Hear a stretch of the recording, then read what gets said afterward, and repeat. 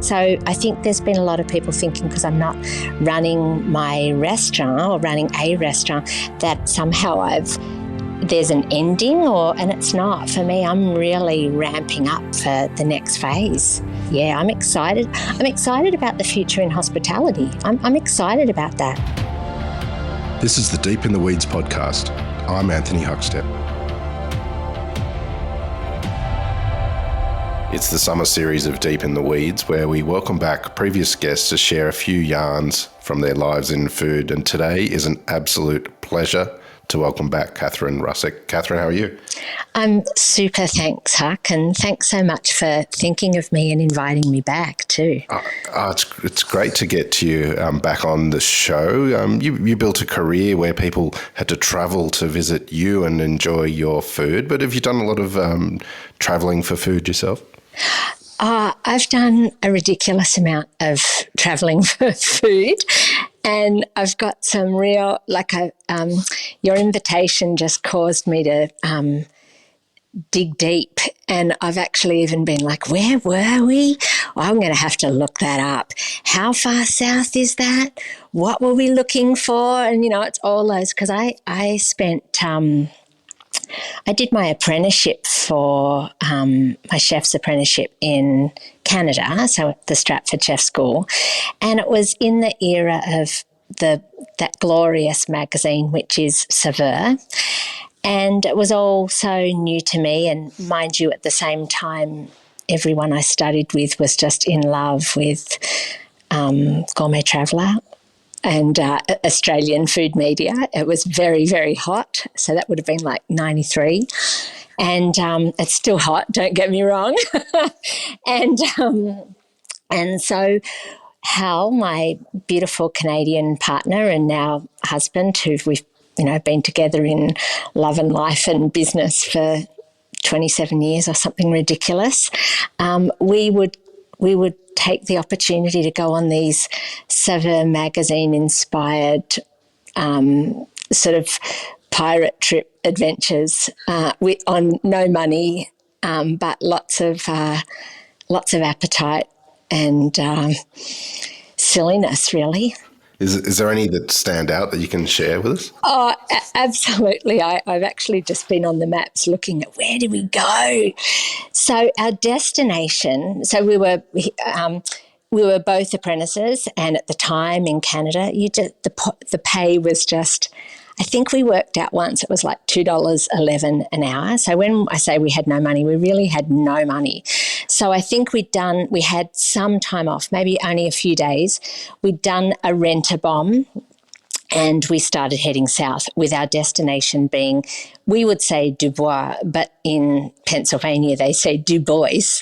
And so we were on our way to Du Bois to look for and with further afield to go to Maryland and Virginia in pursuit of barbecue, those one-pot big village cook-offs that they have down there, and ramps and fiddleheads and, amazing food things, fried chicken. And so, but our stop was Du Bois. So the car we'd rented had, we established early on that there was no aircon.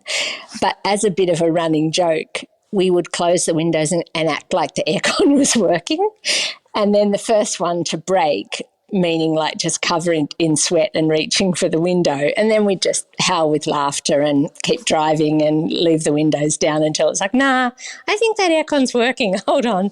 So that was the whole trip. We arrived at this little town called Du Bois, and as soon as we got to our really like carpet up the walls kind of hotel, we were like, is there a pool somewhere like where we can go for a swim? Oh, sure, hon, giving us directions to the pool. So we walked off, and it was that classic, not unlike an Australian country pool, not unlike Lancefield Pool, which I'm quite close to at the moment in central Victoria. So walk in, no one at the kiosk. Oh, that's okay. So we walk in, look around, and we notice there's a little table of food and everyone's having a swim. And Hal and I are just straight in, and we're like, we're doing a little bit of whooping and hollering because we're so excited. And there was a big a big dip, like a big winding slide. So we're like up the top of that, joining the queue with the kids. Everyone's having fun. Woohoo! Down the slide we go. Anyway, Hal, being Canadian and super fastidious and courteous, swims over to the guard and says, oh, just to let you know, we've come in, but we still need to pay. There wasn't anyone at the kiosk, but we'll make sure we pay on our way out. And the guy goes, oh, yeah, that's okay. I should just let you know it's a private party. So we totally crashed a 10-year-old's birthday party. Amazing. And we'd noticed that there was a table of food, and we of course hadn't gone over and helped ourselves with the food, but we were just so desperate for cold water, I think, that we didn't even join the dots and sort of go, yeah, there's chips, there's soft drinks, it's a kid's birthday party. That said, I have had the most beautiful travel times in the States, and I've had so many. And I do find, in my experience, that they've been such friendly welcome. Like, I've had just the warmest welcomes by all over the country. And of course, they said, you're welcome to stay.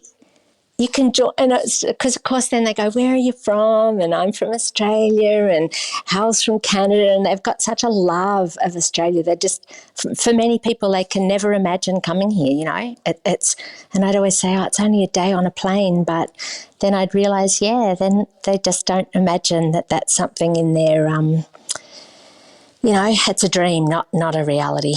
You said that you've had a lot of amazing experiences throughout the US. Is there any sort of food experiences that really jump out to you, and feasts or dishes that you've loved? Yeah, I tend to, when I travel, I tend to either go real low end or try and have some of those experiences that are one-off. So, you know, they're the days of when I was desperate to go to Daniel in New York City and went, and also went to after Hal and I married, we travelled for 6 months and spent a lot of time in California and ate at Chez Panisse and went to Kermit Lynch's wine store and had Acme bread and did all those things. But even of all those things, there was a beautiful Pacific Coast trip in California where we were just there is, and I don't want to sound like, oh, the old country. Like, I don't know if it still exists there because I haven't been recently, of course. But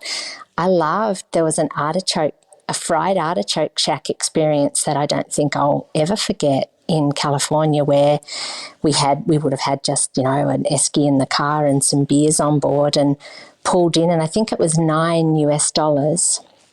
We'd driven up from LA through, I think it's called Bakersville, through the centre there, and then headed down the coast.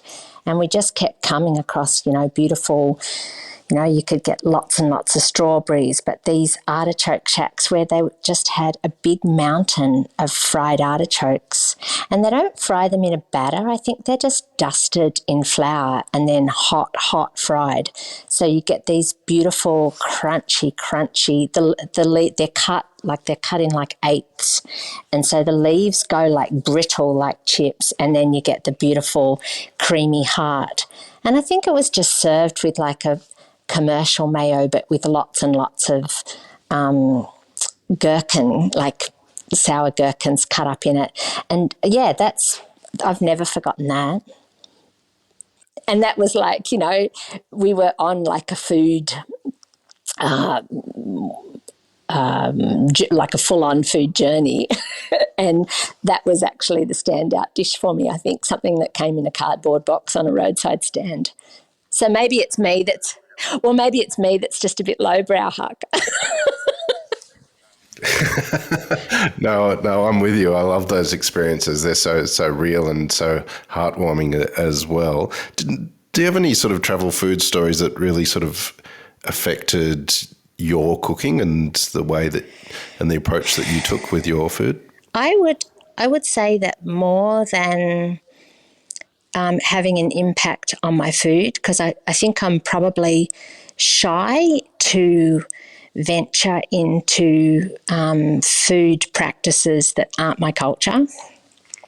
So I'm pretty sensitive about that, just because I feel that there's something for me about staying true to. I've got a little sort of the Kathryn list of. I'll say to people, "Oh no, that's good food. That's good," and it'll be like, no. Sheep are really efficient. They're good to eat. Or, ducks, they take a lot to eat. Like I've got all these little, my own. I Oh, love my this. own I want to know more about checklist of, this list. no. I'll just say to people, no, that's good food. That is. But in terms of travel experiences that shaped my hospitality, absolutely. And I didn't grow up going to restaurants I probably didn't take myself to a restaurant. I think I would have been 17 and it would have been at beautiful Rosati with Rinaldo Di Stasio and Piero Gesualdi. So I remember sitting there thinking, knowing, it was like a switch went on. It's like, yeah, I love this. I love how I feel when I'm here. And from that, beyond that, I loved I noticed the first Japanese restaurant I ever went to, and there was a height from the counter. I loved that. And then traveling in Thailand and I did a lot of travel in Southeast Asia as a teenager. I don't know how my parents thought that was okay at the time, but I was particularly young. I think I think I was 17 when I left for Southeast Asia. And I do remember thinking, like at those roadside corn stalls in Bangkok or in regional Thailand, they were selling barbecued corn or any vegetables that you could dip in lovely sauces and sell. And I remember just thinking how much dignity the people had and the warmth and the togetherness and but mostly the pride and dignity of I'm serving something really beautiful. And I always think that simple's not that easy. And so, it's probably more the feeling that you can give people that I have gained from my travel experiences. And there was one particular, I think we were in Klang in Malaysia, and going out to an island called Tioman, and we'd arrived late at night. It was a kind of awkward connections, and we had been dragging a bottle of, wait for it, baby duck that we'd been given, and we were travelling in parts where there was no alcohol, so we were hanging on to this baby duck like it was like, grower champagne. and we ended up, we'd chilled it in our little shack bungalow, and we'd walked by a little place in the day and said, would it be okay if we bought a bottle of wine with us tonight? Oh, yeah. And I'm talking, it had dirt floor, just wooden stools, very, very basic. And we took our bottle of ice cold baby duck, and we had a most beautiful, one of the most memorable crab dishes I've ever had. And it was prepared right there in front of us. So we were just sitting on low stools, and the woman who was cooking it was right beside us on the same level, and she had like just a wood block, and it was really just like a block of wood, not like a chopping board. It was a wood block and a big chopper, and she had live crabs, and she chopped those into pieces, whole garlic, whole chilies that she just systematically chopped piece by piece, no big expert slicey dicey moves. And the garlic and the chili went in, they came out, the heat got turned up, the crab went in, and then lettuce was thrown in, like an iceberg-style lettuce, and then just the chilies and garlic thrown back in and seasoned, and a little extra addition of oil. And then that was just sort of, tossed on a large sort of platter-type plate and put between us, and we served our baby duck over ice in tall glasses. And I think that feeds into the, I've still got a crush on my beautiful husband, but I think it just feeds into all those things of, just how in love we were and how happy I was to be travelling and together, and experiencing delicious things that we'd never had before, and it was all on a dirt floor with, in a place that we'd never been before and have never been again. They're special things for me. This episode is proudly supported by Montague Plums, handpicked for you. So the eating experience of our plums is sweet. That's a primary driver. It's got to be sweet, but it's also got to have enough acid, because the mix of acid and sugar is what gives fruit its flavour. And in a plum, it tends to be slightly higher acidity. And then a really nice, full, not dry, but juicy explosion of juice into your mouth as you bite into it. That's nirvana for us in terms of a plum. For more information, go to montague.com.au. It's summer at the moment. What food or feasts remind you of summer? Yeah, not seafood. So I'm a total oyster nut, but I probably don't eat them from about September on. I love eating those fatty, plump oysters through the winter. So oysters are a winter thing for me. But what are summer foods for me? Well, of course, for my Canadian side, so for being in Canada, I just am nuts about wild blueberries. So Hal was just at home in Canada in July, and he was sending me pictures of him picking wild blueberries from the canoe. So I used to go berserk for wild blueberries in Canada and peaches, and I do the same here. As kids, we'd get big orders of arrowroot and peaches, and Mum would, preserve and pickle and make sauces and beautiful things from peaches when we'd get this big order of arrowroot and peaches. And so all those sweet corn, we'd grow sweet corn. I love, love, love sweet corn that's just picked, and I never do the leave it in its outer casing and put it on a barbecue or anything. I actually don't like the taste. I love it just literally dropped in water for 2-3 minutes onto plates with lashings of butter, and I like quite a lot of pepper on it too. And if you want to know how daggy I am about corn, I even have corn plates, Huck. I've got a corn platter and a corn, like a mayolika, I think you call it, a corn butter dish and corn serving plates, because there's this late January, I just love corn, and I'll eat it. And I do that thing where I just eat it every day. I'll eat tomatoes every day. I'll eat zucchini every day.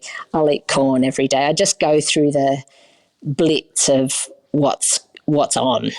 Well, I'm on board with this corn thing. I need to get myself some corn plates, I think. You do. I mean, every household needs them. There's been so much change over the last couple of years, and particularly in hospitality, and huge changes for you as well. What's your favourite things in food, and what are you expecting in the next couple of years?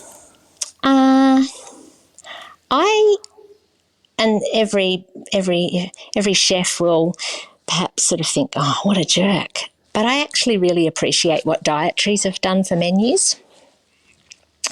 So I love that there's been menus designed that people with particular needs can come in and make it work without having to have a long conversation about it. And I particularly admire, and I don't want to sound like an old I feel like I'm quite contemporary, but I really notice that a lot of the younger chefs that I'm around have a really great connection to that, and the way they put their menus together considers that. So that's a super helpful thing to me. I was dining out this week, and even at more traditional places, I'm noticing that there's lots on offer for people, and whether it be that they can't have gluten or that they're eschewing all animal products. Like I don't like to say words like, oh, vegetarian or vegan, or if people are eating plants or if people aren't eating flour or gluten. Like I love that there's things that you can just put together a spread with your mates and enjoy it, and you don't have to have a long conversation about it. So I really appreciate that from a menu design perspective, because it's about being inclusive and it's time at table, and sometimes you're getting together with a gang and you can't all eat the same stuff. So I love that there's been that consideration in a proactive way in terms of menu design. What do I think we'll see coming up? Well, you're right. There's been so many, the changes are really obvious, and it has to be done differently. I still think there's a way to go for encouraging our audiences to appreciate that some of the ways that things are being done are from a broad sense of sustainability. And I don't mean sustainability as in, we're recycling, or I mean sustainability in that the people who work in those spaces can continue to do that. I mean that the overheads can be contracted in areas where they need to be and expanded in areas where they need to be, like wage growth, for example. And I think that is happening. I really do think that's happening in places that are playing a long game. Yeah. Does that gives us a start, doesn't it? It's an amazing thought. You've had such an interesting period of time. What do you love about sort of where you're at now, and sort of the coming years for yourself? When I closed my restaurant Colenso in June 2021, and that just felt like so right. My own adult children were ready to head to their own beginnings. I hadn't seen my 92-year-old mother on a regular basis in New South Wales because of border restrictions. So I really wanted to have no schedule. So I took that. I've spent lots of time at the coast, lots of time visiting. I've begun my Masters in Business Administration. So I've had lots of opportunity. Yeah. So I began that in March this year, and I've found that just super exciting. But so many people, it's like I've done the backing vocals on my sister's album this year too. So I did that in January. What? Yeah. So my sister Alana Russack is a recording artist, and my niece Emma Russack is a recording artist as well. And Alana asked me back in January, and she would never have done this, but she knew that I was free. And so she said, would you do the backing vocals on my album? And I do have a singing qualification. I am a singer. And I said, she didn't just do it randomly. And I said, man. So I'd never been in the studio with my sister, which is weird to think that we'd never done that. And I was saying to her the other day, it's funny, people say, do you still sing?